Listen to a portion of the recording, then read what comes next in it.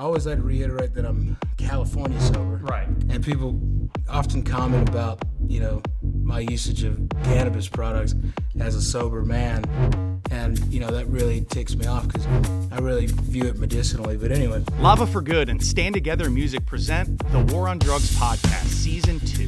This season, we're diving deeper into the real stories behind the war on drugs, its impact, its failures, and the people offering a better path forward.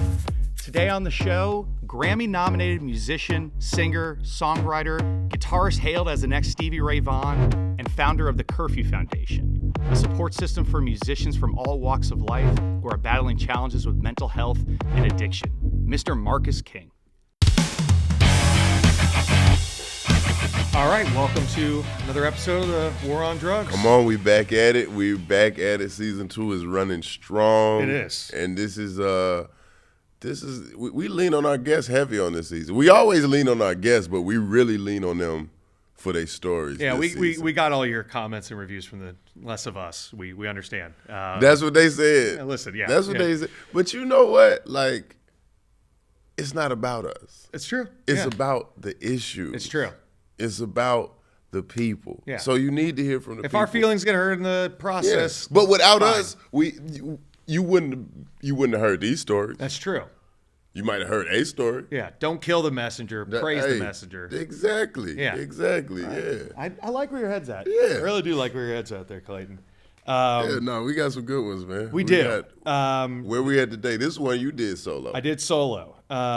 This one was awesome. It combines a concert that I got to go to. He was performing in D.C., Marcus King. I wanted to hate on you doing it solo, but I can't. You took your wife to the concert. Y'all went to the concert. You enjoyed it. I couldn't. Yeah. I couldn't. Yeah, it worked out. I don't. Because I wouldn't want you to take me to the concert. I mean, yeah. Not with your wife at home. Yeah. That's a lot more explaining. That really is. Yeah. It was an interesting time. It was in like an old opera theater, and then it was like Southern rock playing. It was like kind of it was very it was cool. It was like it's a very these things. And he brought a dog to the interview, which was awesome. You brought a dog? Yeah, Duck. Okay, cool. Duck was here, and that was amazing. That was the best part of the whole thing. Yeah. So stopped by in between. He was in between doing like dress rehearsals and all that. Okay. Mic checks, and he was able to cop by and kind of talk to us about, what his lifestyle is. He's dealt with addiction. He's dealt with, problems with alcohol and other drugs and everything. And what he's kind of settled on, what's working for him right now as he's touring. This is the first time he's ever toured sober, but it's California sober. Okay. And so he still uses cannabis, and he talks familiar. about that. You're familiar They with may it. not be at home, but I'm Do familiar tell this with California sober. California sober. It's much like a California king bed. You just it's a little bigger. It's a little bigger. Narrower, though, I found out. It's narrow, it's just longer. It is. But no, California sober is where you just smoke weed.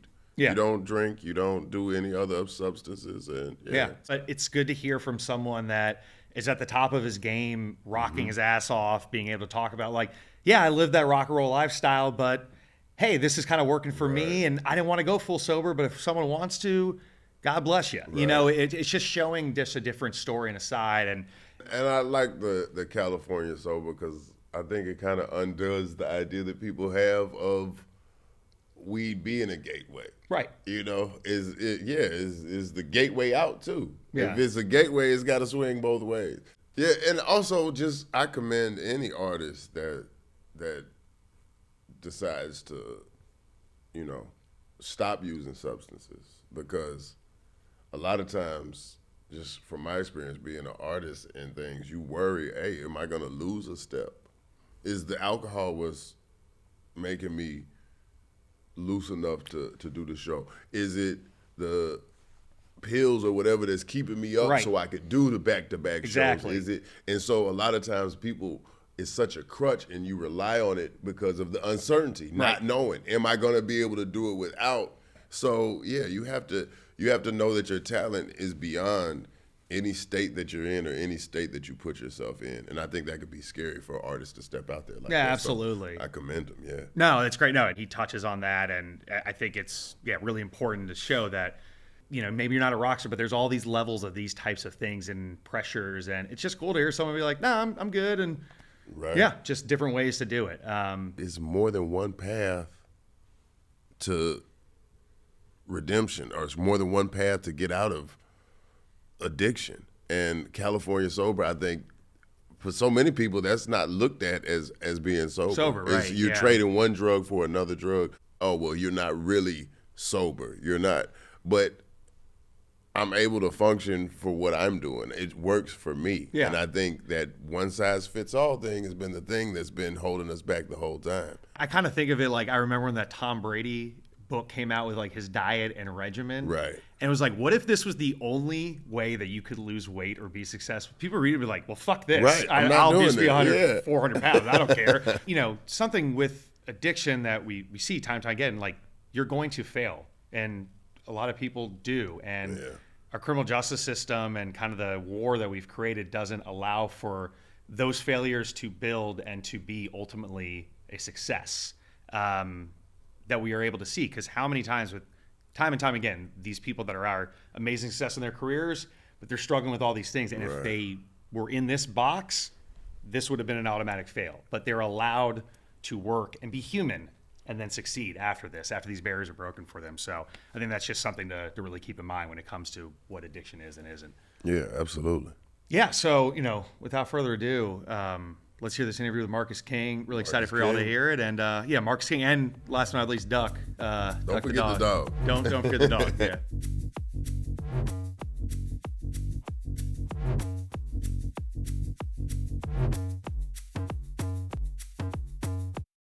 All right, so we're here. Marcus King, new album's Mood Swings, tours Mood Swings. You're touring right now as we talk. But yeah, no, welcome to the War on Drugs podcast. And I think first of all, we got to talk about if you hear the slobbering and the slapping, that is not me or Marcus. That is who are really here for Duck, the old boy. Well, it might be Yeah. me in some instances, but this is Duck.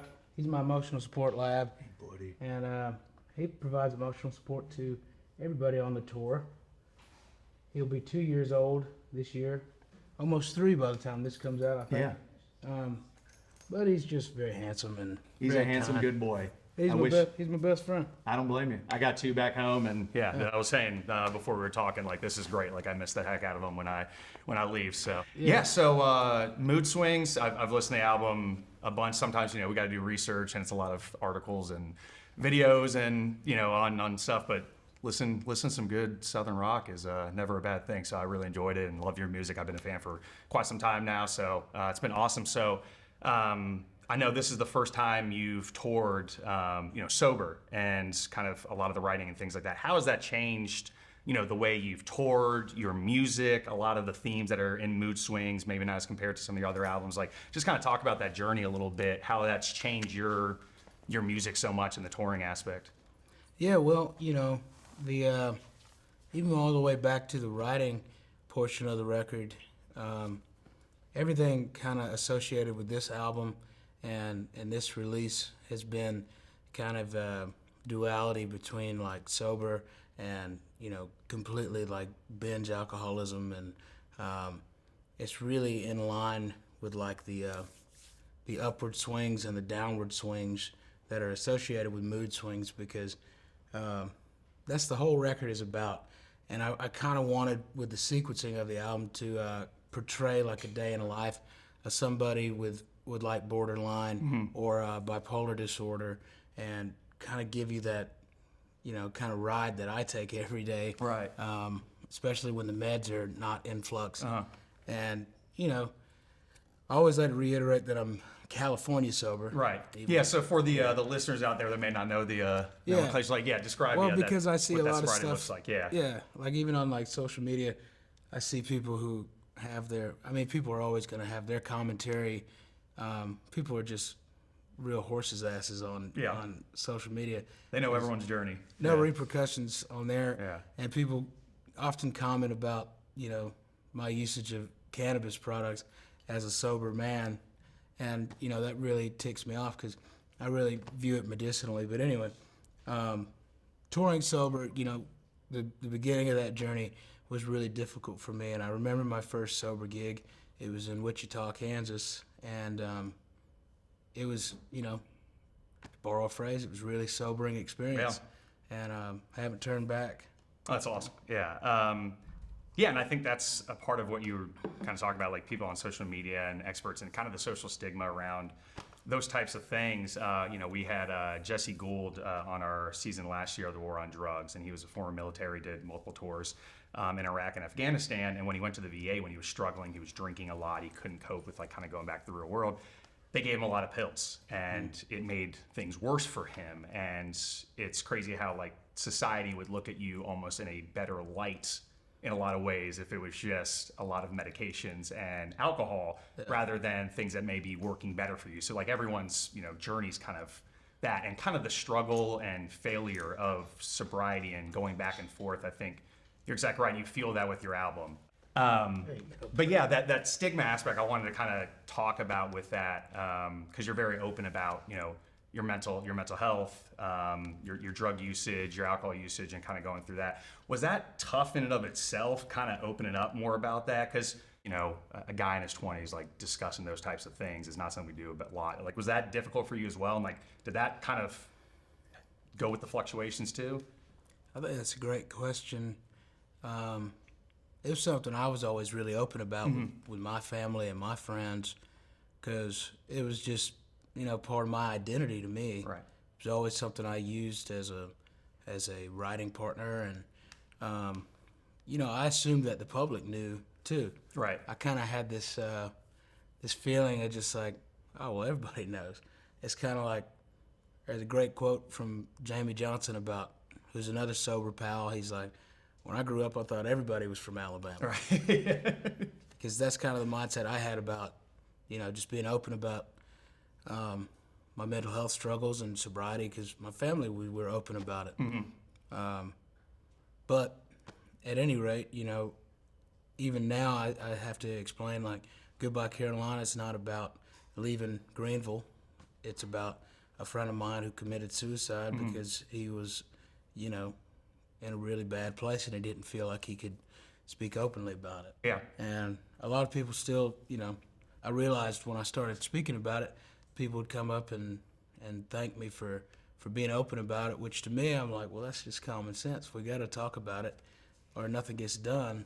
So now I kind of have to overcompensate, because I don't generally talk a lot. Right. Yeah. I'm kind of, reserved, but I really, this is something I'm passionate about. I like to talk about it. Yeah, no, that's great. Yeah, kind of like discussing a little bit more on that social stigma and, your journey through California Sober and how people's sobriety looks different for each person. Can you kind of talk a little bit through that and your journey? Yeah, well, it is a journey, and Right. that is the, defining word right there in the whole stigma is everybody's journey is different. It's just like when you're, struggling with, mental handicaps like bipolar disorder, depression. Everybody's biochemistry is different, and that's why they give you all these different drugs, and you can't really figure out how an SSNR or an MSNR is going to affect you until about 2 weeks of taking it. And then you're like, well, this makes me feel dull. Yeah. I feel like a zombie. You try something else, and then you go through this whole program because everybody's biochemistry is different, right? And it's the same way with sobriety. Like, I went to AA, and they really frown upon even the usage of prescription medication, which I was like, well, I can't really function without a lot of that. So I can't really prescribe to that. Or, the idea that you need to completely remove yourself from people who engage in the behaviors that you were really drawn towards. And I can't really do that. Can't really do that as a musician. Yeah, you can't do that in any position. I'm doing that 5 or 6 nights a week. Right. I'm in a bar room or a club. And that's why it's really great that Stand Together and 1 Million Strong, they've created these sober spaces, and they've brought them out to a lot of our shows and festivals we've played. And it's great. We had the Mood Swings mocktail. Yeah. But, everybody's journey is a little bit different. And for me, California sobriety has been the most effective. Right. And, it's something that's of the earth. It grows on the earth. And I know I sound like a real cliche saying all these things, but, I just need my dog. I need a little bit of my, herbal medicine, and I'm a pretty happy guy. Pretty good guy. Yeah. And like working in the criminal justice world, we see how that failure actually like leads you more into your problems, because like one time you fail a drug test and you're out or something like that. And so it really harms people. Do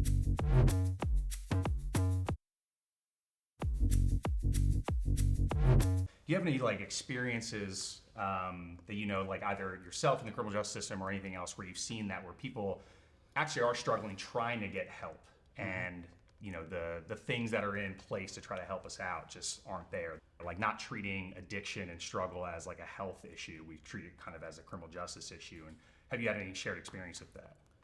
Well, yeah, I mean, I think that's such a heavy topic and one that's not brought up very often, but I was kind of in that school to prison pipeline, right, as far as people just, administrators and the like kind of categorizing you as a problem and just kind of putting you on the path that they think you should be on. And,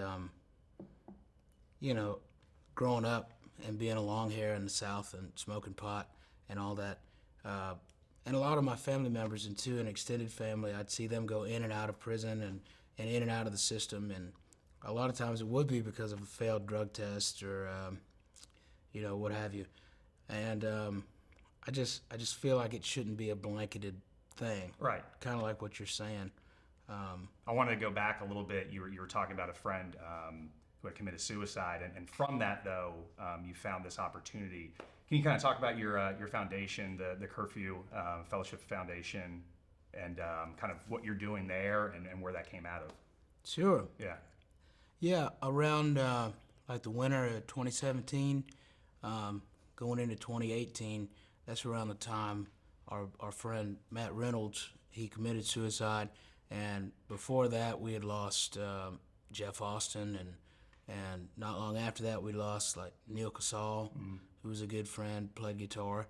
And we just started to see that there was a lot of folks in the arts community that, were struggling, and we didn't really know it. Right. A lot of people who were on top of their game, on top of their craft, they would, lose the battle with depression because they'd get to the point they were trying to get to and realize that they still felt, that horrible loneliness. Right.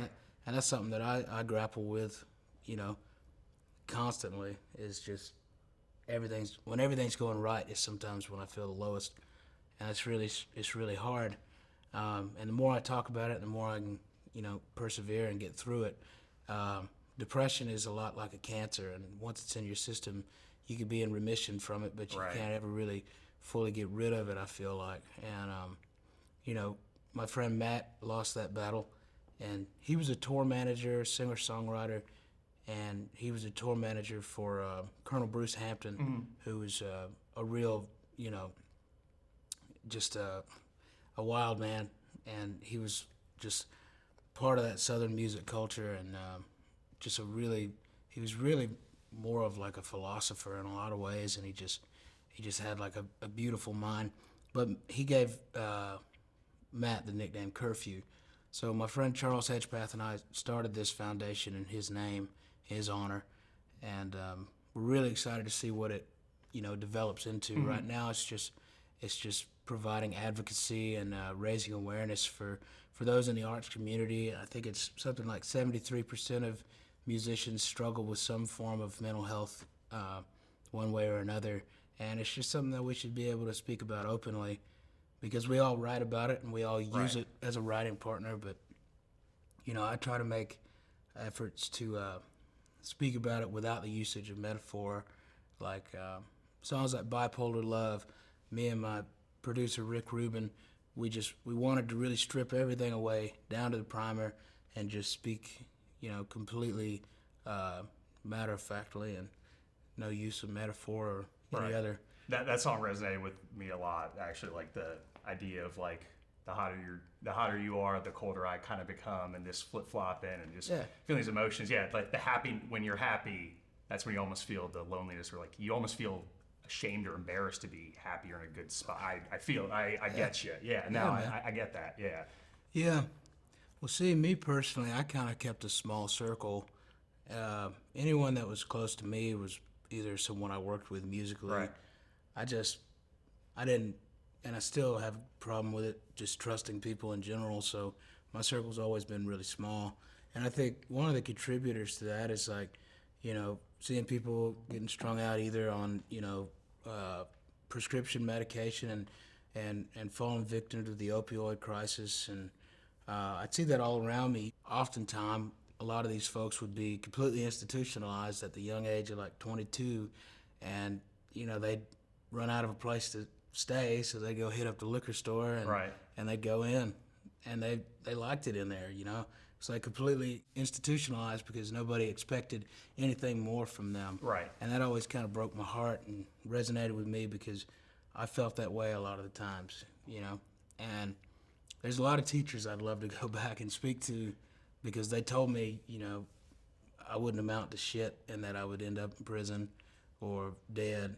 And they didn't have any faith in me, so why would I have any school spirit? Right, yeah. And I'd say probably the majority of the time I felt like I was, a burden. And anyway, I had a couple teachers or administrators who could see something special in me, and they would encourage my, artistic, journey. Like Miss Boudreau, my 10th grade English teacher. She was always really sweet to me. But and Miss Scott was my administrator in 11th grade. Those are really the only two that come to mind. Yeah. That part of like expectation, like there was no expectation for anyone, so who gives a damn, and you might as well just keep going down that path. Like it doesn't matter. Yeah. It's like the devaluing of like your life. Like that's how, that a lot of people go through. Yeah, I had a lot of struggle in grade school because they had my sister and I on a truancy, like basically what it was like a pledge, a written pledge that we had to sign, and this was when I was in like 8th grade, and it was again like it was a blanketed law towards like all students in the household. My sister was truant; she skipped like 81 consecutive days. Which, yes, that's a problem. Yeah. But I hadn't missed any days. My dad dropped me off. I'd go to school. I'd come home. So I didn't have any issues with truancy. But because I was a student in the household, I had to also fill out this Right. thing. So this carried over me like a dark cloud for my entire, academic career, I guess, however you want to put it, until I was in 11th grade, and they were like pressuring me so much just like to not be late, or all these other kids would I don't know, it just felt really like they were really trying to pressure Like me. you were on probation more or less. Like I was constantly on probation. Yeah. And that's always great for someone with anxiety and it was just man. I still have like panicked dreams about it, and like they were trying to put me into like a reform school, and they wanted to shave my head, and I was like, man, I was 5 minutes late for the bell. I don't really, it was really, they were really nasty with me until I was like, I can't do this anymore, I'm gonna drop out. And I dropped out of high school, and when I made the decision to drop out, they said, you're gonna end up in prison, you're a drug addict. Yeah. I was like, I'm not. You know what I mean? Yeah. But if you want to see me show my ass, I will. Yeah. And then I went out and I did. I showed my ass for a long time. It's because that's what they expected of me. Why would I let them down? Prove it. Yeah, exactly. So I think a lot of people go through that, and we see that in the criminal justice system where that mark like carries with you, and you get a minor drug conviction or something else, and now you can't get food stamps or you can't get housing. Do you know of anyone, particularly in the music industry, if you're smoking cannabis, like the laws are different, like potentially, there's risks with that. Do you know of anyone yourself, like those types of run-ins doing that, and like how that's impacted careers and other things, either in the music industry or just buddies of yours? Well, I'd say like, the music community has always kind of been a safe haven for those who are outside thinkers, and it's always inspiring to see folks like yourself get invested in something that we've always kind of seen to be an issue. Yeah. Things like what you were mentioning. I mean, even I see like my sister's had issues in the past, like trying to get food stamps or get affordable housing, and I mean, it really is an issue, you know. It's a huge thing, yeah. Kind of going back into music a little bit, like how much of that do you take of like, you're not in prison, you're not dead, thank God you know, have something like that. Like how do you, if someone's not a musician or doesn't see that kind of path of like, there's a guitar, there's the bat, you know, there's the microphone or something like that, like you at 10, like how do you get someone to like feel that creativity or stuff like that? I mean, there is an innate nature to it. I see it like with my nephews, and like, you know, I feel like as we progress as a culture, you know, there's more distractions to get you away from this like completely, truly analog outlet that I had growing up, and it's all I had. I didn't have any friends or devices to occupy my time. Right. And, you know, we were, I guess what you would call now latchkey kids, you know, so I was just alone, or I was with my grandparents, and, you know, they would just be hanging. You know, there wasn't much going on, so I just play guitar all day. I had a good bit of trauma that, you know, contributed to the creative process as well. But everybody's got, you know, the ability to channel their energy and their trauma and all of that into a creative outlet. And that's why I say, I mean, if you could channel all that pain and strife into a creative outlet, then you're less likely to, you know, go postal, I feel like.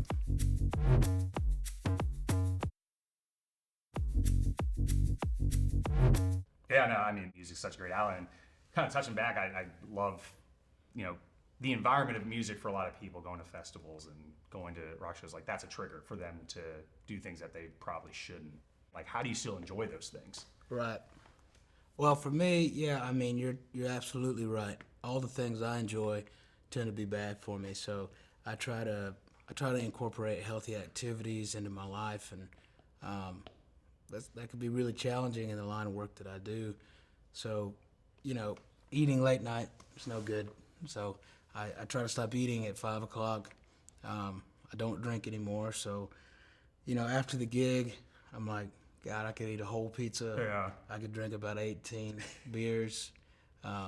You know, polish off half a liter of liquor with my boys, and have a great time. You know, but I mean, even before I quit drinking entirely, I quit drinking before shows because I feel like I owe it to my audience and to myself, because it is such a release. Like, playing, you know, fucked up was never something that was rewarding to me. It was something I did when I was really good at it, you know, but it was because I was in a really broken state. But you know, now sometimes it is challenging to just feel like I get off the stage, I'm like, you might as well just put me in a road case. Yeah. Because I'm not going to do anything Right, until yeah. next show. Yeah. I'm just going to go sit on the bus and have my Diet Coke and, you know, watch a movie. Yeah. I'm not doing anything crazy. And, you know, I can't even, like, you know, I've tried to, like, go out because, like, the temptation's not enough to make me break. I've got a really strong willpower that's a blessing. And that's something that's, you know, just innate with my family. And, you know, even going out, like, it's just, there's no desire to do it because you got people clamoring on you, and you find that your tolerance for drunk individuals goes really far. Probably goes down the roof, yeah, when you're not the drunk individual, too. Yeah, I could see that. How long have you been married? I've been married going on 2 years. 2 years now. How has that kind of impacted? Has that kind of helped, like, from the on wagon, off wagon, like, having that stability kind of in your life? Like, how has that kind of changed everything and helped you along the ride, or made it different? How is, like, your relationship with her, like, touring right now? Like, how has that changed, like, when you're calling back or when she's coming on the road with you or anything else? So, I met my wife a day after I stopped doing cocaine, actually.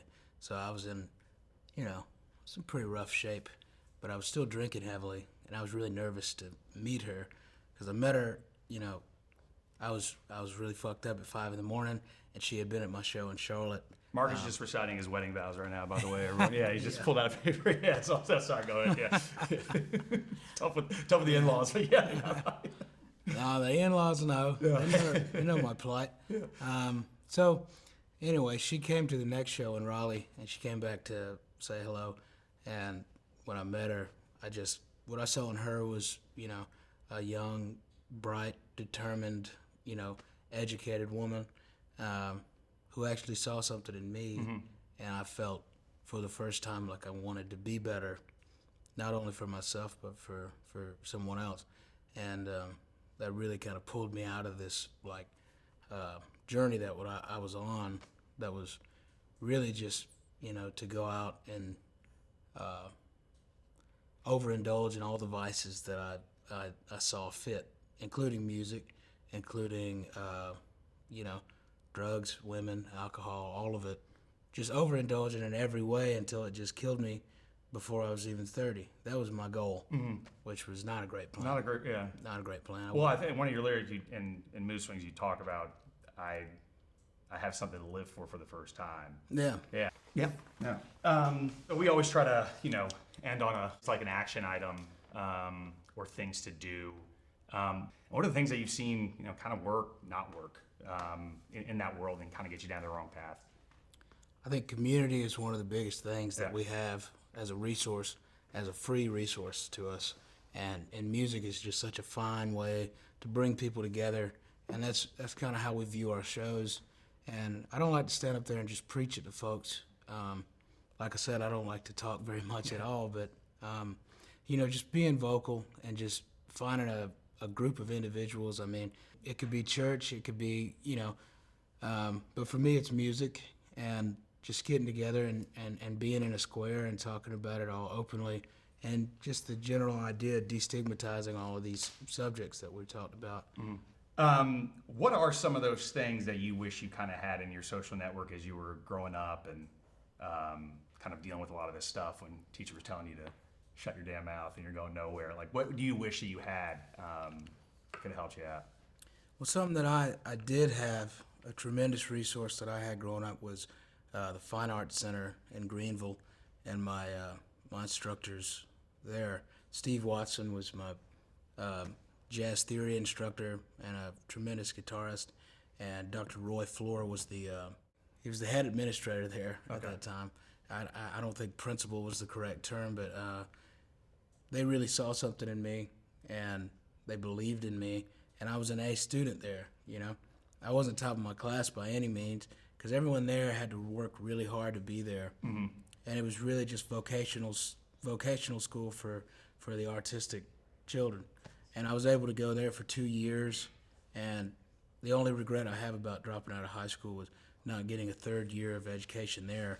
But it was something where they encouraged, my my abilities, and they actually cared for their students, and they molded them into these, artistic beings. Right. It was really moving. It was the first time I'd ever experienced having school spirit or seeing students care for their administrators.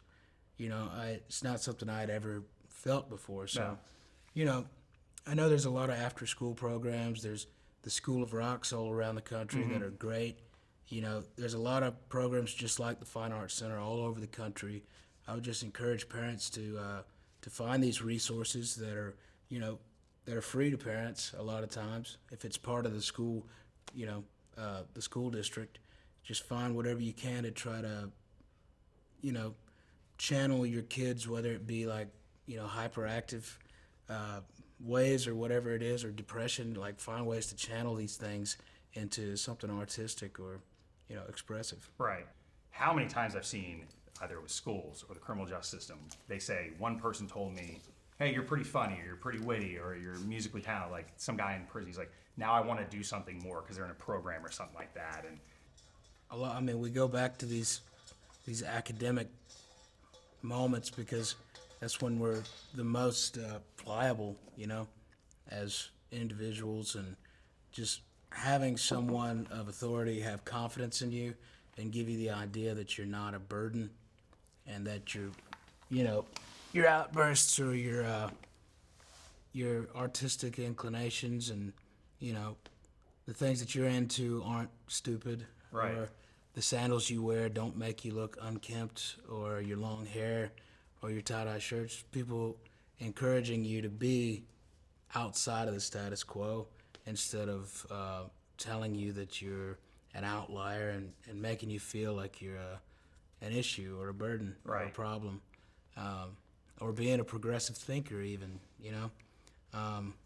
just one or two teachers is all it takes. Really true. Marcus, I've really appreciated your time here, man. Yeah, I know great speaking I know with you got shows and everything for you to take the time out and come out to talk about this and being so open and honest. And oh yeah, absolutely, yeah. And where can people go to find you, see you, support the foundation, anything else like that? Well, you can go to marcuskingofficial.com and you'll find a link for the Curfew Foundation there, and you can support us that way. Perfect. All right, Curfew Foundation, Marcus King. Thank you so much for being on the War on Drugs.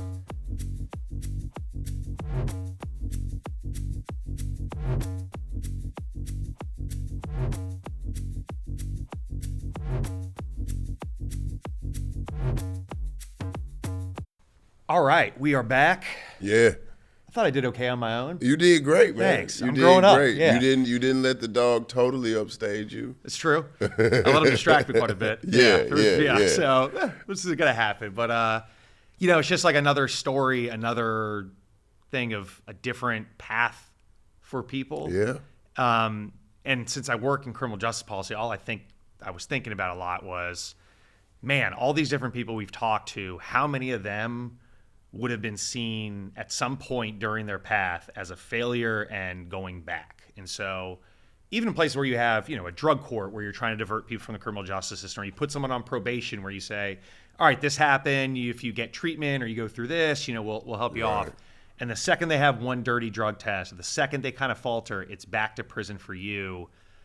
And it's really hard to kind of, hear these stories. And it just shows again, like how little we know about like addiction. Yeah. How much money we've spent on trying to treat addiction through this war on drugs, and how much we've failed. Like, have the drugs gotten stronger? Yeah. Yeah. Check out our fentanyl. Have they got cheaper? Yep. Yeah, exactly. And it's crazy. And so everything, and I think this is the first time in the last 5-6 years that in 2023, the overdose deaths were under 100,000, and it was seen as some rousing success. And, I'm sure there are things going on that we've seen that have been, successful, but I don't know. I don't know how much of a, victory lap When that should people be still taken. dying, can you really count that as success? Yeah. We still have so far to go, and it shows how, again, our approach, this war, has really morphed it into just a complete disaster of what actually works and what doesn't when it comes to addiction. Yeah. These are things for everyone, and even those people that may not have those types of just like outstanding, marketable talents. Like I don't have any of those talents. So like it's just nice, someone just being like, "Hey, you're funny." Like it's for everyone. It's not just for the success story of the one in a million. Yeah, and for somebody who is not making the best grades, who's in and out of trouble, it may mean a lot more to them hearing that. They may have never heard it before. This isn't all you are, and you can do more if you want. Yeah. And Clayton, you said something earlier, like it doesn't cost that teacher anything to just say that one little note to someone, talk to people. We can't lose our communication. So many people are lost because they don't talk, and like that verbal confirmation I think is so critical sometimes, just to hear some sort of affirmation that you're not some weirdo isolated person in a sea of people. And it doesn't cost anything. But the flip side is look at the cost that the punishment and being punitive and beating these people down and look at the cost that costs people. So, I just think people got to think about the cost of building somebody up versus the cost of tearing somebody down. I totally agree. No, and again, thank you so much, Marcus, for your time. Thank you, Duck. Next episode, West Coast. We go to the West Coast. We're West Coasting, man. We're Los out Angeles. there. We be real. Yeah, so I can't wait for y'all to see that, man. Yeah, we have a fun story getting out there and everything that we can't wait to tell you all. So, Let's until do next it. time, this is War on Drugs. Let's go.